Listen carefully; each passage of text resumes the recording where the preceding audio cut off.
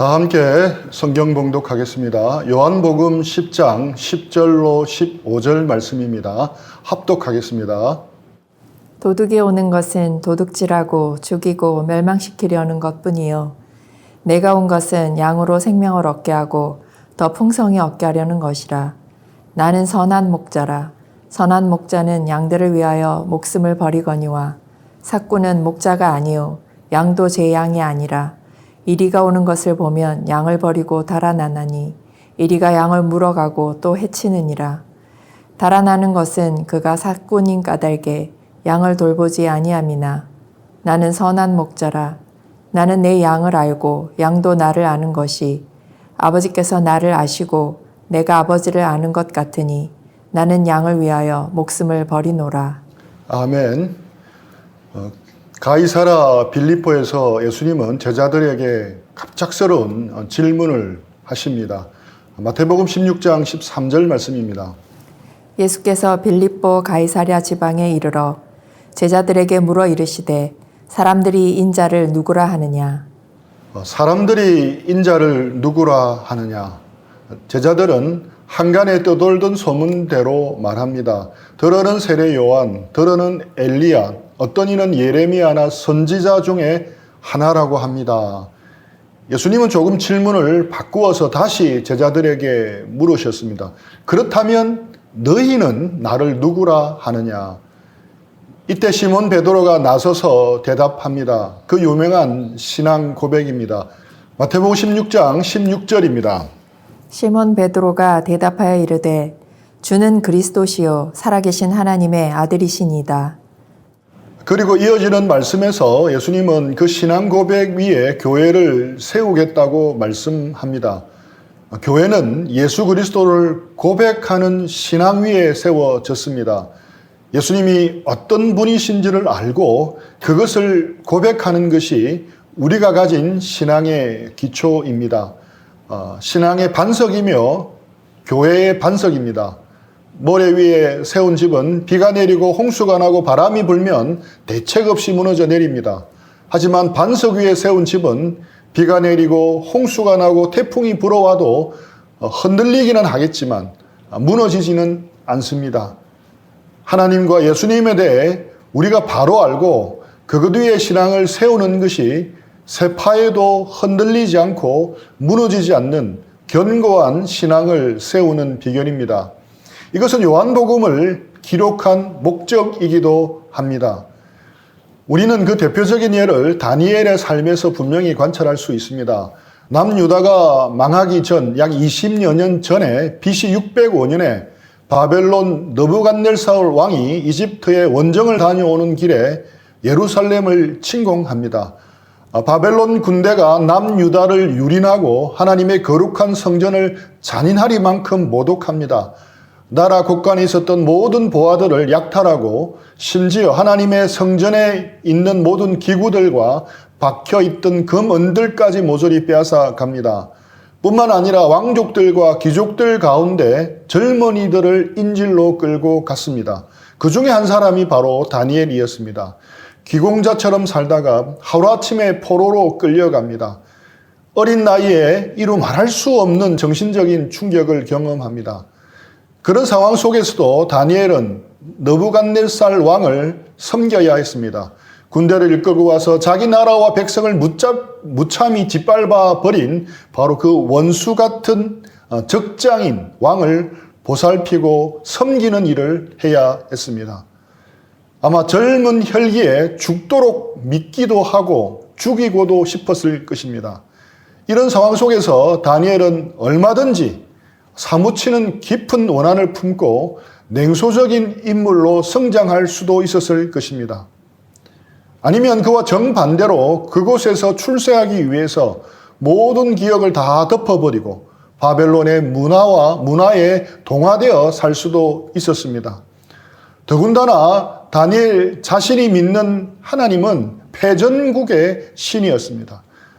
이스라엘의 하나님은 자신의 성전 하나 제대로 지키지 못하고 하염없이 당하기만 하는 초라한 신처럼 보였습니다. 반면에 제국의 신들은 거대하고 강력한 힘을 가진 것처럼 보였고 그 신전도 신상도 어마어마하게 화려했습니다. 그런 바벨론 신들에게 굴복하고 경배하며 섬겼을 수도 있습니다. 하지만 다니엘은 전혀 다른 길의 인생을 걸어갑니다. 도리어 하나님을 향한 믿음 가운데 겸손하고 흠없이 행하고 신앙의 용기와 뚝심도 있었고 기도에 힘쓰며 평생토록 참되신 하나님 한 분만을 섬기고 따릅니다. 머나먼 이국 땅 하늘 아래서 말할 수 없이 기구한 인생을 살면서 여러 고난의 폭풍 속에서도 다니엘이 변함없이 하나님을 믿는 신앙인으로 대단한 영향력을 발휘합니다. 그가 그렇게 경건한 신앙인으로 올곧게 일평생을 살아갈 수 있었던 비결이 무엇이겠습니까? 다니엘서 2장 20절 말씀입니다.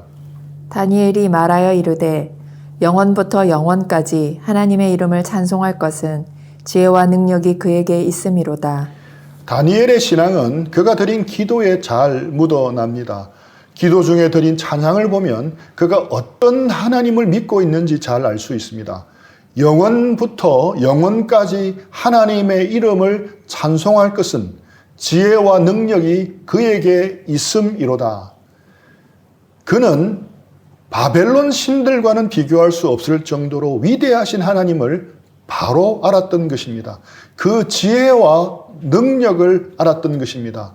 뿐만 아닙니다. 9장 4절 말씀입니다.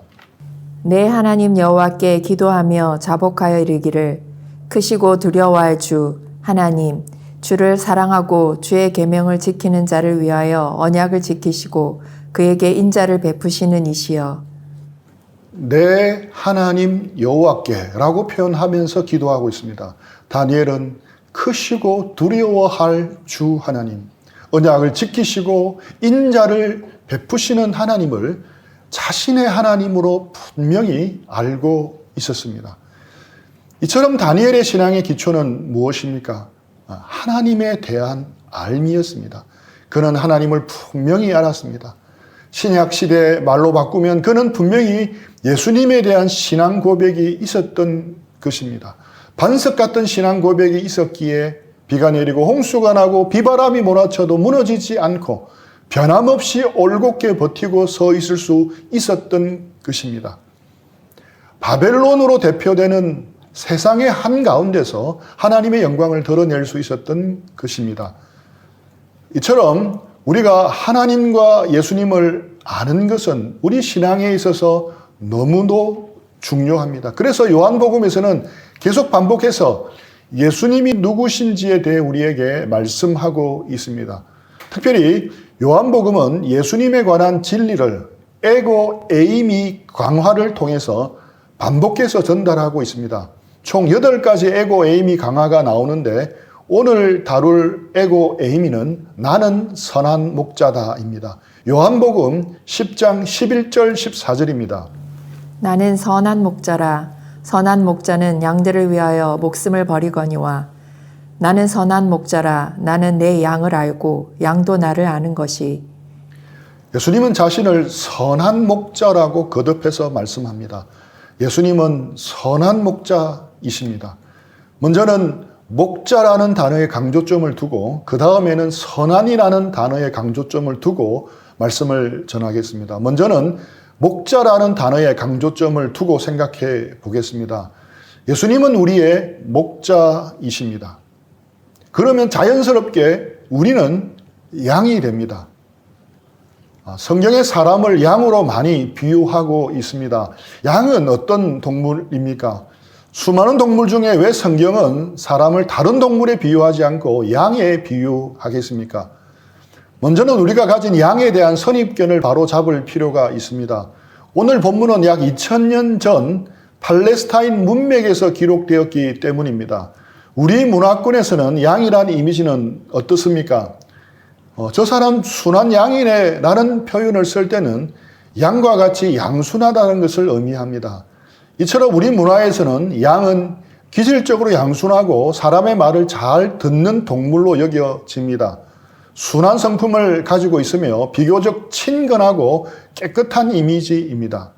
그래서 우리는 영화 사운드 오브 뮤직에 나오는 산기슭 푸른 풀밭에서 한가로이 뛰노는 양의 모습을 떠올립니다. 대관령 양떼 목장에 가보신 분들도 그 비슷한 모습을 떠올릴 것입니다. 그러나 정작 중동 지방에서는 양에 대한 생각이 우리와 많이 다릅니다. 중동 지방에서 통용되는 가장 상스러운 욕 중에 하나는 바로 야잇 개 같은 놈이 아니라 야잇 양 같은 놈아라는 말입니다. 그들이 가장 듣기 싫어하는 천박하고 치욕적인 욕설입니다. 그들에게 있어서 양이란 동물은 생각이 모자라고 어리석으며 고집이 셉니다. 그래서 남의 말에 귀 기울일 줄 모르는 지저분한 동물의 대명사입니다. 또 양은 힘이 없고 연약하다고 생각하는 것도 우리의 선입견일 뿐입니다. 덩치가 큰 양은 힘이 대단합니다. 앞발을 뻗고 버티면 좀처럼 끌고 가기 어려운 고집스러운 짐승이 바로 양입니다. 성경에서조차도 양에 대한 평가는 긍정적이지 않습니다. 이사야 53장 6절입니다. 우리는 다 양 같아서 그릇 행하여 각기 제 길로 갔거늘 여호와께서는 우리 모두의 죄악을 그에게 담당시키셨도다.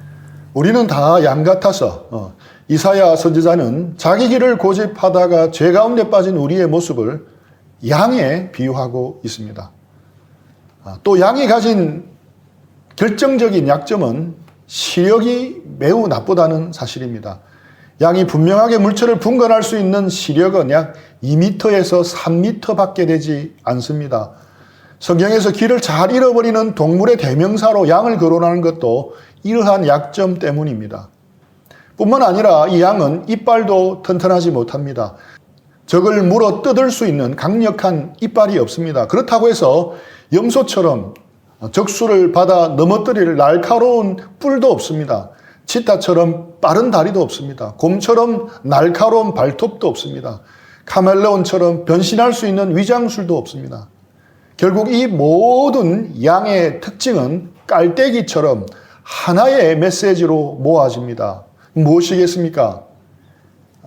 양은 결코 혼자서는 살아갈 수 없는 동물이다. 양은 누군가의 도움을 절대적으로 필요로 하는 존재입니다. 누군가의 보호를 받으며 그 돌봄의 그늘 아래서 살아가야 할 존재입니다. 즉, 양에게 있어 목자가 반드시 필요하다는 것입니다. 그래서 양에게 있어 목자의 존재는 자동차의 썬루프처럼 옵션이 아닙니다. 자동차 엔진처럼 없어서는 안 되는 필수 요소라는 겁니다. 이런 사전 배경 지식이 있었던 유대인들은 나는 선한 목자다라는 말씀을 들었을 때 지금 우리가 느끼는 것보다 훨씬 더 리얼하게 느꼈을 것입니다. 그리고 나는 선한 목자다라는 말씀을 들었을 때 유대인들 생각에 자연스럽게 떠오르는 구약의 말씀이 있었을 것입니다. 바로 시편 23편입니다. 1절부터 4절입니다. 여호와는 나의 목자시니 내게 부족함이 없으리로다. 그가 나를 푸른 풀밭에 누이시며 쉴만한 물가로 인도하시는도다. 내 영혼을 소생시키시고 자기 이름을 위하여 의의 길로 인도하시는도다. 내가 사망의 음침한 골짜기로 다닐지라도 해를 두려워하지 않을 것은 주께서 나와 함께 하심이라. 주의 지팡이와 막대기가 나를 안위하시나이다. 다윗은 목동 일을 하며 자랐기에 그때의 경험을 가지고 생생한 언어로 시편 23편을 기록하고 있습니다. 여호와는 나의 목자시니. 다윗은 하나님을 위대한 목자로 보았습니다. 하나님은 푸른 풀밭에 누이시고 쉴만한 물가로 인도하는 목자이셨습니다. 영혼을 소생시키시고 의의 길로 인도하는 목자이셨습니다. 사망의 음침한 골짜기를 지나갈 때에도 두려워하지 않게끔 지팡이와 막대기로 안위해 주시는 목자이셨습니다. 다윗은 하나님은 우리의 목자로서 어떠한 상황 속에서도 우리와 함께해 주신다는 것을 알았습니다. 그런데 이 목자 되신 하나님이 육신을 입고 우리 가운데 오셨습니다. 시편 23편에서 노래하는 목자 되신 하나님이 우리 가운데 오신 것입니다. 그분이 바로 예수님입니다. 선한 목자 되신 예수님입니다. 요한복음 10장 10절입니다. 도둑이 오는 것은 도둑질하고 죽이고 멸망시키려는 것뿐이요 내가 온 것은 양으로 생명을 얻게 하고 더 풍성히 얻게 하려는 것이라. 내가 온 것은 양으로 생명을 얻게 하고 더 풍성히 얻게 하려는 것이라. 여호와는 나의 목자시니 내게 부족함이 없으리로다. 우리는 양과 같은 존재임을 인정하고 예수님을 목자로서 인정하고 따를 때 생명과 풍성한 삶을 얻게 되는 것입니다. 부족함이 없는 삶을 살게 되는 것입니다. 그래서 시편 23편을 압축한 말씀이 바로 이 요한복음 10장 10절 말씀입니다. 반대로 이 10절 말씀을 시적 언어로 풀어선 것이 바로 시편 23편이라 할 수 있습니다. 나는 선한 목자다에서 다음으로 강조점을 두고 생각해 볼 단어는 바로 선한이란 단어입니다. 오늘 본문의 앞 문맥은 무엇입니까? 예수님이 눈먼 자를 고치십니다. 태어나면서부터 눈이 멀었던 사람이 예수님을 통해 처음으로 눈을 뜨고 빛을 보게 되었습니다. 바리새인들과 사두개인들은 안식일에 이 일이 이루어졌다고 분개했고 그렇게 고침받은 사람을 향해서도 분개합니다. 함께 기뻐해주고 잔치해 주어야 할 상황인데 오히려 분노합니다. 그리고 심지어는 출교까지 시켜버립니다. 바리새인들은 하나님의 백성의 목자로 불리었던 사람들이었습니다. 하지만 그들은 도둑과 강도처럼 자기 양들의 행복에는 전혀 관심이 없었습니다. 오로지 자신들의 자리와 명성에만 관심이 있었습니다. 이런 상황 이후에 예수님은 자신이 양의 문이며 선한 목자라고 말씀하신 것입니다. 예수님은 자기 배만 채우는 사꾼 목자가 아니라 선한 목자라고 말씀합니다. 여기서 강조 포인트는 선한에 있다고 볼 수 있습니다. 여러분은 죄가 무엇이라고 생각합니까? 많은 사람은 하라 하지 말라의 조항들을 범하는 것이 죄라고 생각합니다. 가령 교회 잘 다니고 술, 담배 하지 않고 그리스도인으로서 특별하게 나쁜 행동을 하지 않는다면 문제가 없다고 생각합니다. 그러나 이것은 죄에 대한 크나큰 오해입니다. 구약시대 이스라엘 백성들과 신약시대 바리새인과 같은 사람들이 가장 많이 넘어졌던 이유도 바로 이 오해에서 비롯되었습니다. 그들은 율법의 조항들을 범하고 범하지 않는 것만으로 자신들의 죄를 판단하려고 하였습니다. 뿐만 아니라 예수님 당시에는 율법의 내용보다 더 많은 세부 조항들을 만들어 놓고 그것까지 지키는 열심을 보였습니다. 하지만 결과적으로는 그들은 하나님 앞에 죄인들일 뿐이었습니다. 예수님은 너희들 중에 율법을 지키는 자가 없도다라고까지 말씀하셨습니다. 그렇다면 성경이 말하는 죄에 대한 올바른 정의는 무엇이겠습니까? 죄는 하나님을 믿지 않는 것입니다. 죄는 하나님의 선하심을 믿지 않는 것입니다. 죄는 선하신 하나님을 불신하는 것입니다. 즉, 죄는 하나님께서 언제나 우리에게 최상의 것을 공급해 주신다는 것을 의심하는 겁니다. 이것이야말로 죄에 대한 어떤 정의보다 성경의 충실한 죄의 정의라고 할 수 있습니다. 크리스찬들은 하나님을 믿는다고 모두들 생각할 것입니다. 그러나 하나님이 당신의 모든 삶 속에서 참으로 선하신 분입니까? 라고 묻는다면 예라고 주저없이 대답할 사람은 많지 않을 것입니다. 하와가 범죄하고 넘어졌던 이유도 궁극적으로는 바로 하나님의 선하심에 대해 온전히 믿지 못하고 의심했던 것이 발단이 되었습니다. 선하신 하나님에 대한 신뢰의 결핍, 상실, 왜곡이 바로 죄입니다. 이처럼 언제나 최상의 것만 공급해 주시는 선하신 하나님을 의심하게 만드는 것이 뱀의 전략이었던 것이었습니다. 마태복음 18장 3절입니다. 이르시되 진실로 너희에게 이르노니 너희가 돌이켜 어린아이들과 같이 되지 아니하면 결단코 천국에 들어가지 못하리라. 예수님은 어린아이가 순진하고 죄가 없어서 천국에 들어간다고 말씀하신 것이 아닙니다. 그렇다면 이 말씀의 본뜻이 무엇이겠습니까? 어린아이는 자기가 어린아이에 불과하다는 것을 압니다. 어린아이는 부모가 없으면 자기는 아무것도 아니라는 것을 잘 압니다. 때문에 어린아이는 자신을 의지하지 않습니다. 혜원이가 교회에 와서 이제 막 혼자 다니며 놀다가도 힐끗힐끗 엄마 아빠가 어디에 있는지 살핍니다. 그래야 안심을 합니다. 그러다가 한순간 엄마가 눈에 보이지 않으면 갑자기 불안해서 엄마를 찾으며 울기 시작합니다. 이것이 어린아이입니다. 정상적인 어린아이라면 부모가 자기에게 좋은 것을 줄지 독약을 줄지 결코 의심하지 않습니다. 부모가 자기를 위해서 모든 선한 것을 공급해 준다는 사실을 압니다. 그렇게 부모의 선함을 신뢰하는 것입니다. 성경에서 말하는 믿음은 이렇게 하나님의 선하심을 신뢰하는 것입니다. 그래서 성경이 말하는 죄의 반대말은 믿음이라고도 할 수 있는 것입니다. 여러분이 믿는 하나님은 어떤 분이십니까? 언제나 우리 자신에게 최상의 것만 공급하시는 선하신 하나님이라는 사실을 믿고 있습니까?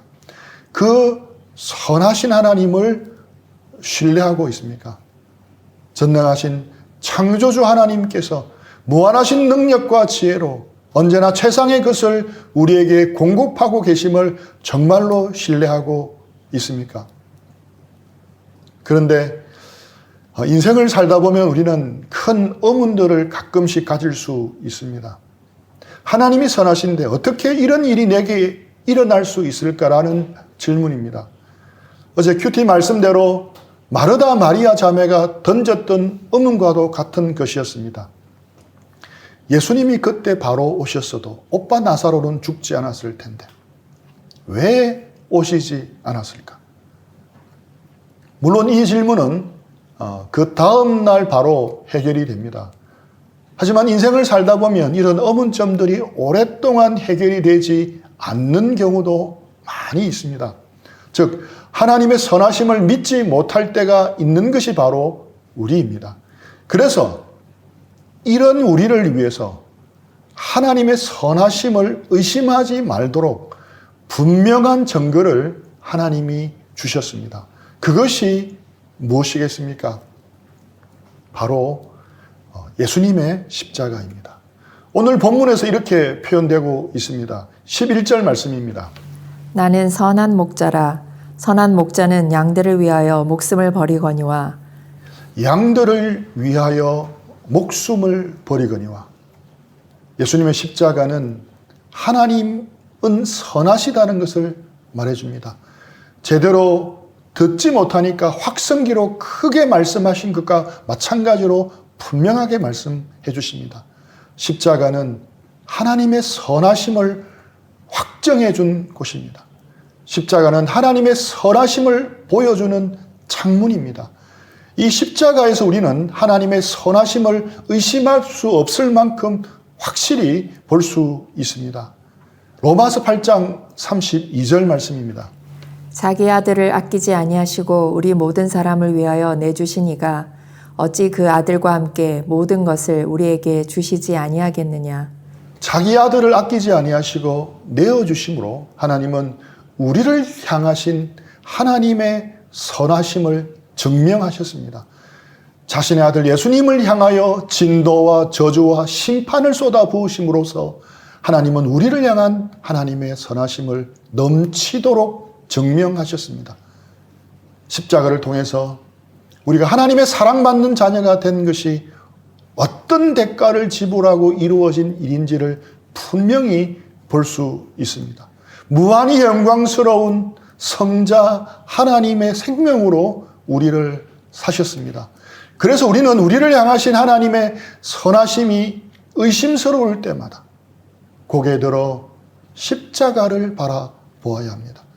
우리는 예수님의 십자가라는 창문을 통해서 매일매일 하나님의 선하심을 바라보아야 합니다. 우리에게 일어나는 모든 일을 십자가의 창문을 통해서 내다보고 해석해야 합니다. 로마서 5장 6절로 8절입니다. 우리가 아직 연약할 때에 기약대로 그리스도께서 경건하지 않은 자를 위하여 죽으셨도다. 의인을 위하여 죽는 자가 쉽지 않고 선인을 위하여 용감히 죽는 자가 혹 있거니와 우리가 아직 죄인 되었을 때에 그리스도께서 우리를 위하여 죽으심으로 하나님께서 우리에 대한 자기의 사랑을 확증하셨느니라. 양들을 위해서 아들을 내어주신 하나님의 사랑. 양들을 위해서 스스로 제물이 되어 목숨을 버리신 목자의 사랑이 가장 잘 드러난 것이 바로 십자가입니다. 믿음은 하나님의 선하심을 신뢰하는 겁니다. 믿음은 예수님의 십자가를 바라봄으로 하나님의 선하심을 신뢰하고 나아가는 것입니다. 시편 34장 8절 말씀입니다. 너희는 여호와의 선하심을 맛보알지어다. 그에게 피하는 자는 복이 있도다.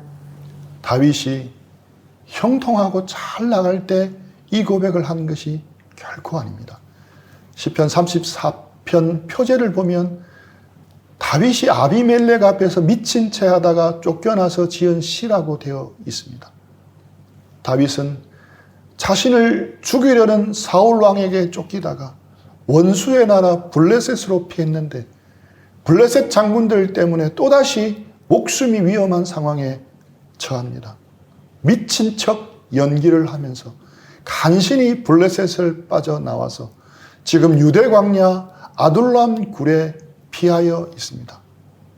몸과 마음이 다 무너진 상태였습니다. 특히나 목숨을 부지하기 위해 미친 척 해야 하는 자신을 보면서 자존심은 무너질 대로 무너진 상황이었습니다. 그런 다윗에게로 반역자 가족이라 위험에 처한 가족들이 찾아왔고 환난당한 자, 빚진 모든 자, 마음이 원통한 사람들이 몰려왔습니다. 자신처럼 억울하고 원통한 사람들 400명 앞에서 다윗은 외칩니다. 우리가 이 원한과 억울함을 가슴에 새겨서 반드시 복수합시다. 응징하고 복수해서 우리가 반드시 좋은 세상을 만듭시다. 라고 외치지 않았습니다. 오히려 그는 외칩니다. 여호와의 선하심을 맛보아 알지어다. 그에게 피하는 자는 복이 있도다. 선하신 하나님을 맛보아 알고 그 하나님께 피할 때 우리에게 진정한 행복이 있다고 외치고 있습니다. 오늘 본문의 언어로 바꾸면 선한 목자 대신 예수님을 맛보아 알지어다. 그분의 음성을 따라가면 생명과 풍성한 삶이 있을 것이다 라고 할 수 있습니다. 선한 목자 대신 예수님을 우리의 일상의 삶 속에서 우리가 겪고 있는 어려움과 고난 속에서 경험하는 우리 모두가 되기를 축복합니다. 고개 들어 예수님의 십자가를 바라보므로 우리를 향한 선하신 하나님을 더욱 신뢰하는 믿음으로 살아가는 우리 모두가 되기를 축복합니다. 우리 들은 말씀 생각하면서 잠시 적용하고 기도합니다.